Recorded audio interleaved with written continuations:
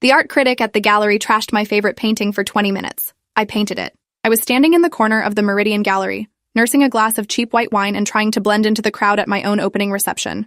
My latest series, Urban Solitude, hung on the pristine white walls around me. 5 years of work finally seeing the light after countless rejections. The gallery owner, Patricia Langford, had taken a chance on an unknown artist, and I was grateful enough to let her handle all the publicity while I stayed anonymous in the background. I'd worn my most generic outfit, black jeans, black blazer, minimal makeup, hoping to observe genuine reactions to my work without the filter of knowing they were talking to the artist. Most people moved through the space politely, wine glasses in hand, making the sort of pleasant but meaningless comments you hear at every art opening. That was fine by me. I just wanted to see if my paintings could speak for themselves without my name attached to them. The centerpiece of the exhibition was a large canvas I'd titled Waiting for the 6:15, a oil painting of a woman sitting alone in a subway station at rush hour. I'd painted it after spending weeks riding public transit, sketching commuters who looked lost in their own thoughts, despite being surrounded by hundreds of other people. The woman in the painting had appeared one evening in December, elegant in a worn coat, checking her phone while crowds streamed past her like water around a stone. I'd captured that moment of urban isolation, the way city life could make you feel invisible, even in plain sight. The painting had taken me 8 months to complete, working and reworking the light, the shadows, the expression on her face until I felt I'd gotten it exactly right. It represented everything I was trying to say about modern loneliness and connection, and seeing it properly lit in a professional gallery space made my chest tight with something between pride and terror. A woman with perfectly styled gray hair and expensive jewelry positioned herself directly in front of Waiting for the 6:15, studying it with the intense focus of someone who clearly knew art. She was probably in her 60s, wearing a cream-colored suit that screamed money and taste, with a young man in his 20s hovering beside her with a notebook and pen.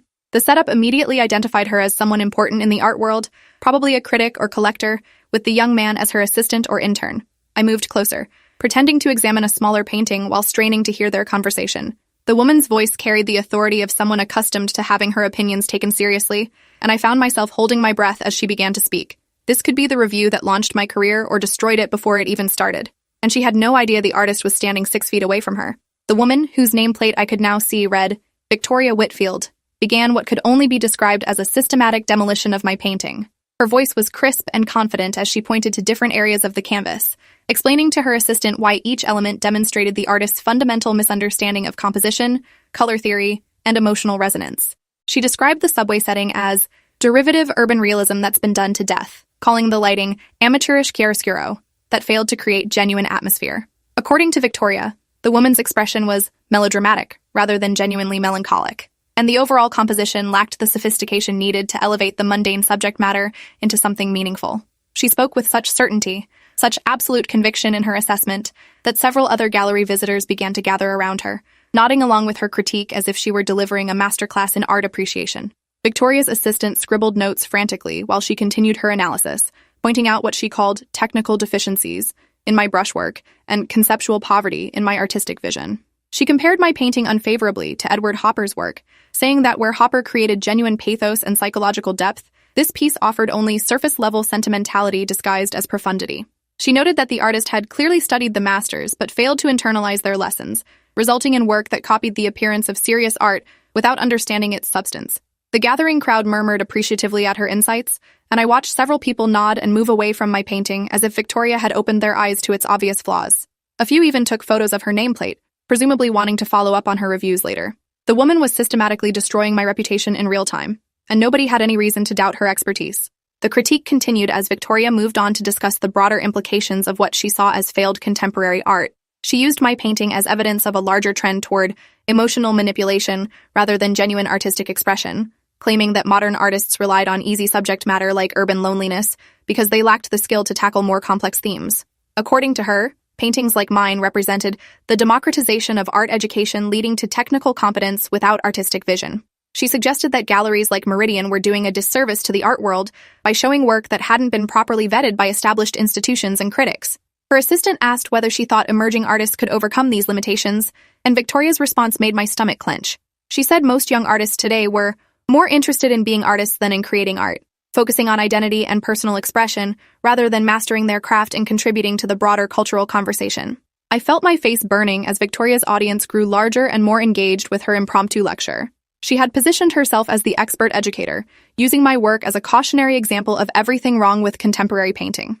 Several people were now taking notes themselves, and I heard someone whisper that Victoria Whitfield's reviews could make or break an artist's career. The authority in her voice, the specificity of her criticisms, the way she connected my single painting to broader art world trends, it all combined to create a devastating portrait of an artist who simply didn't understand their own medium. I wanted to walk away, to escape to the bathroom and process what I was hearing, but I found myself frozen in place, morbidly fascinated by the complete confidence with which she was dismantling work I'd poured my heart into. Every technical criticism, every aesthetic judgment, every dismissive comment felt like a physical blow, but I couldn't stop listening. Patricia Langford, the gallery owner, appeared at my elbow with a concerned expression, having noticed the crowd gathered around my centerpiece painting. She whispered that Victoria Whitfield was one of the most influential critics in the city, that her review in tomorrow's paper could significantly impact sales and my future career prospects. Patricia had clearly been watching the impromptu critique session with growing alarm, understanding that Victoria's public dismantling of my work could undo months of careful planning and positioning. She asked if I wanted her to intervene, to perhaps steer the conversation in a different direction, or introduce some positive voices to balance Victoria's assessment.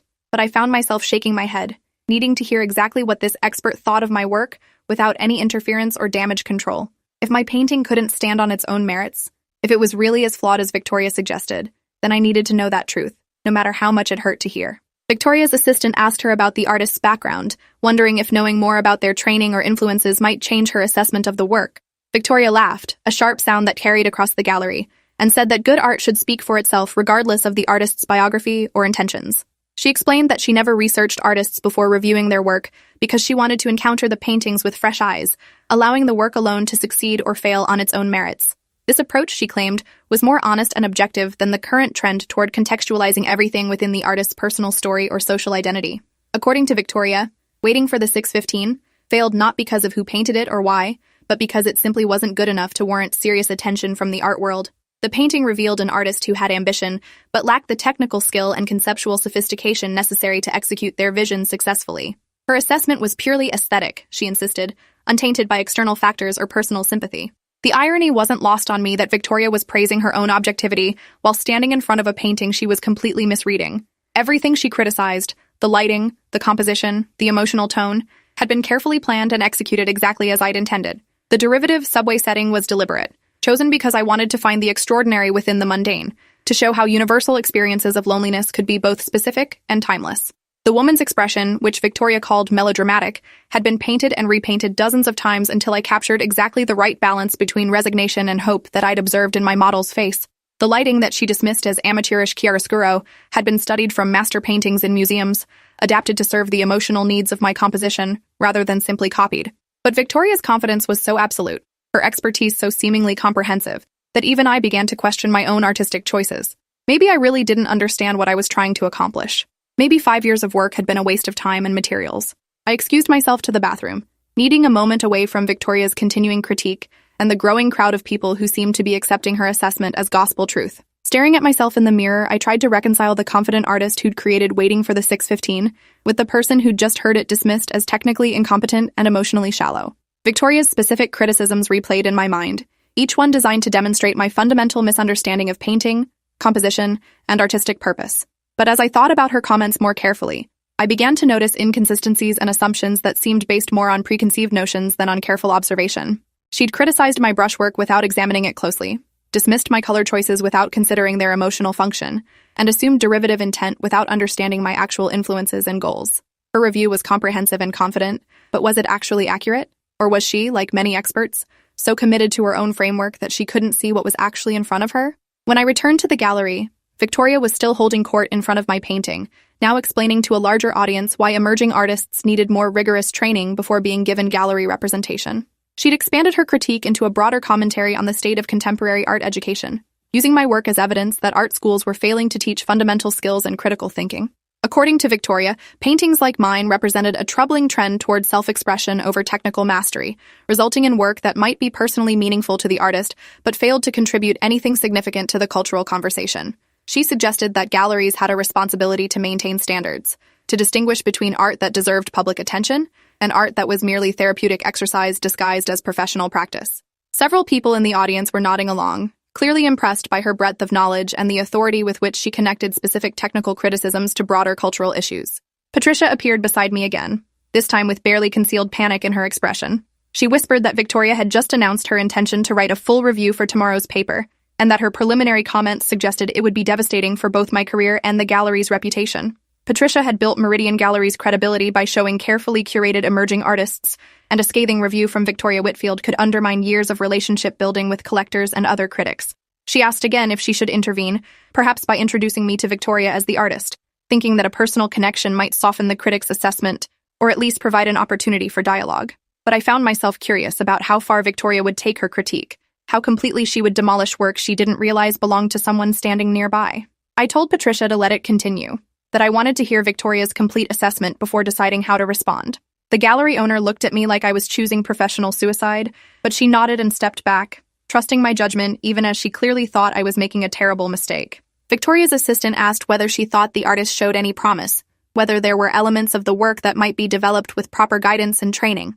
Victoria considered the question seriously, studying my painting with the intense focus of someone genuinely trying to find redeeming qualities despite her overall negative assessment. After a long moment, she conceded that the artist demonstrated basic technical competence in handling paint and canvas, suggesting that they weren't completely hopeless if they were willing to start over with proper instruction. She noted that the composition, while flawed, showed some understanding of visual balance, and that the color palette, while poorly executed, indicated an awareness of emotional temperature in painting. However, she emphasized that these minimal strengths were far outweighed by fundamental conceptual problems that suggested the artist didn't understand the difference between illustration and fine art. According to Victoria, the painting read more like a magazine illustration or book cover than a serious work meant for gallery exhibition, lacking the conceptual depth and technical sophistication that distinguished professional art from amateur expression. The crowd around Victoria had grown to include about 15 people, turning my opening reception into an impromptu masterclass in art criticism. I noticed several people discreetly photographing my painting while Victoria spoke, presumably to study it later in light of her detailed analysis. Some audience members asked follow-up questions about specific technical elements, and Victoria responded with the fluency of someone who'd spent decades studying and writing about art. She discussed everything from the history of urban realism to the proper use of atmospheric perspective, using my painting as a case study in how technical knowledge should serve conceptual goals rather than existing for its own sake.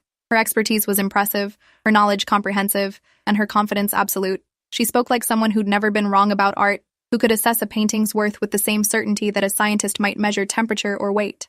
The problem was that every specific criticism she made was based on misreading my actual artistic choices, interpreting deliberate decisions as accidental failures.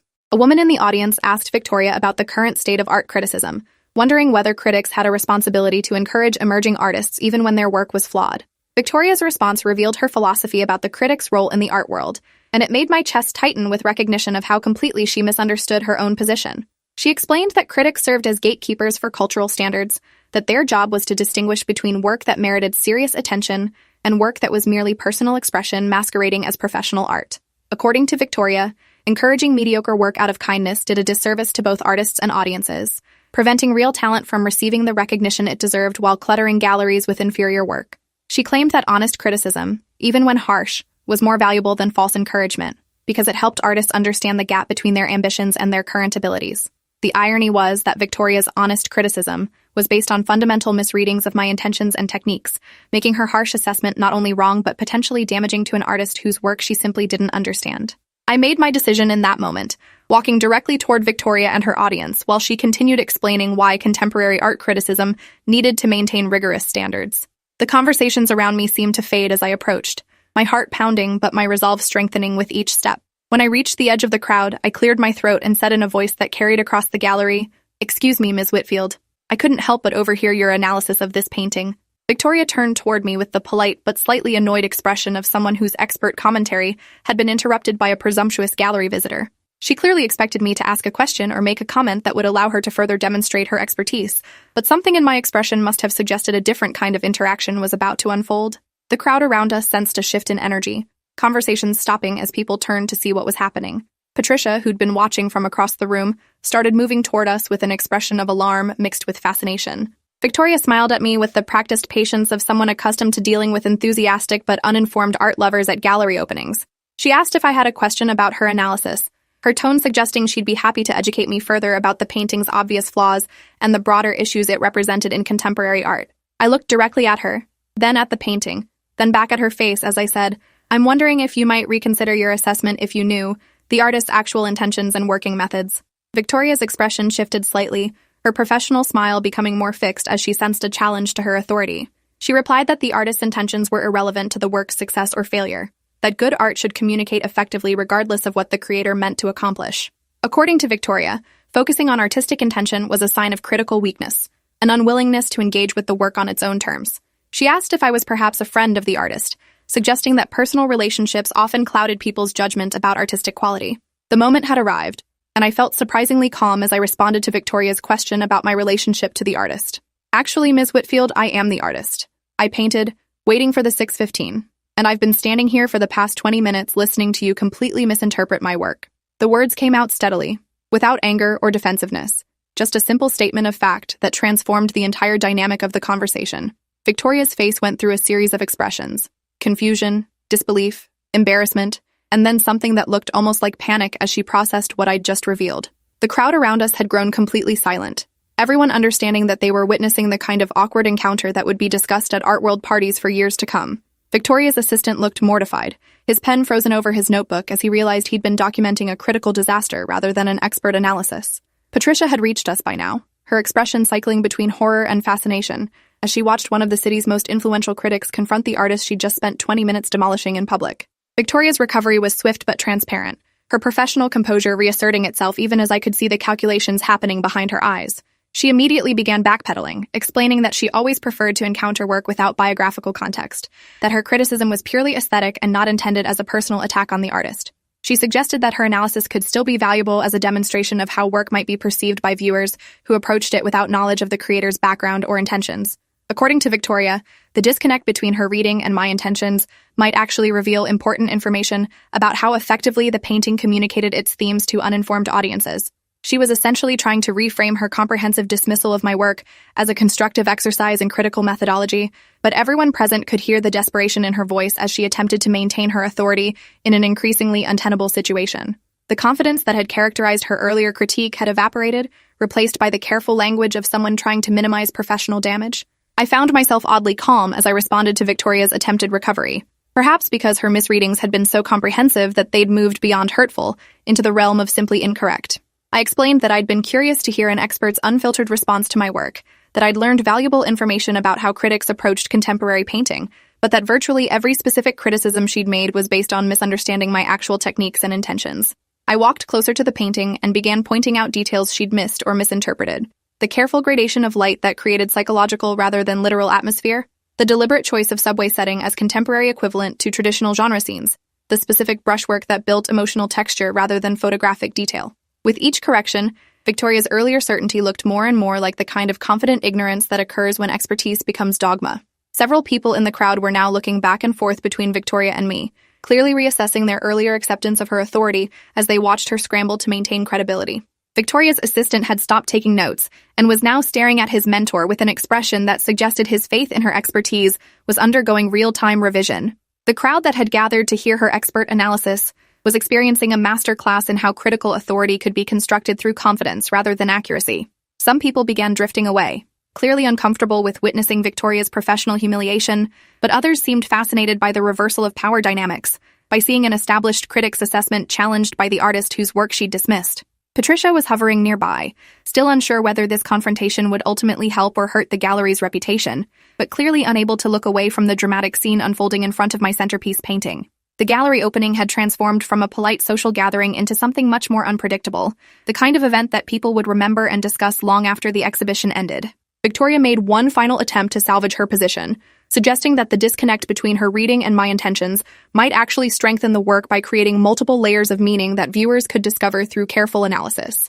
She claimed that the best art often succeeded in ways that even the artist didn't fully understand, that critical interpretation could reveal depths and complexities that existed beyond the creator's conscious awareness. According to Victoria, her initial reading might have been incomplete, but it wasn't necessarily wrong, because meaning in art emerged from the interaction between work and viewer rather than being entirely determined by artistic intent. It was a sophisticated argument that might have worked in an academic setting, but in the context of her having just spent 20 minutes systematically demolishing my technical skills and conceptual understanding, it sounded more like face-saving rationalization than genuine critical insight. The crowd could sense her desperation. and several people exchanged glances that suggested they weren't buying her attempt to reframe comprehensive error as interpretive complexity. The aftermath of the confrontation unfolded over the following weeks as news of Victoria's public error spread through the local art world.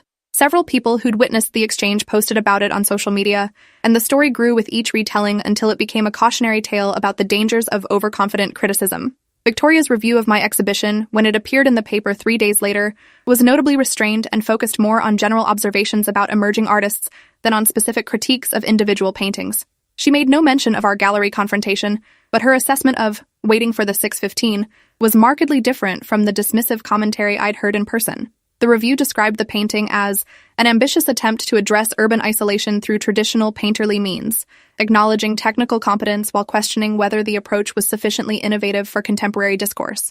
It was the kind of measured, non-committal review that critics write when they want to avoid controversy, and it bore no resemblance to the confident demolition job she'd delivered to her impromptu audience. Patricia called me a few days after the review appeared, laughing as she reported that several collectors who'd witnessed the gallery confrontation had contacted her about purchasing pieces from the exhibition. According to Patricia, the story had become a talking point in art world circles, with Victoria's error serving as evidence that even established critics could miss important qualities in contemporary work. The incident had generated more attention for my exhibition than any positive review might have achieved, turning my opening from a quiet debut into a memorable event that people were discussing weeks later. Patricia suggested that I'd handled the situation perfectly, neither attacking Victoria personally nor backing down from defending my work, demonstrating the kind of professional grace that impressed both critics and collectors. She'd already received inquiries from 2 other galleries about future exhibitions, and she attributed the interest directly to how I'd managed the challenging situation with Victoria. Sometimes, Patricia observed, being wronged publicly by the right person could launch a career more effectively than being praised by everyone. 3 months later, I received an unexpected email from Victoria's former assistant, who'd left his internship and was now working as a freelance art writer. He wanted to interview me about the experience of being publicly critiqued by someone who completely misunderstood my work, and about how artists might navigate similar situations in the future. During our conversation, he revealed that the gallery incident had prompted him to question Victoria's methods and the broader culture of authoritative criticism in the art world. He'd realized that Victoria's confidence had impressed him more than her accuracy, and that he'd been accepting her assessments without developing his own analytical skills.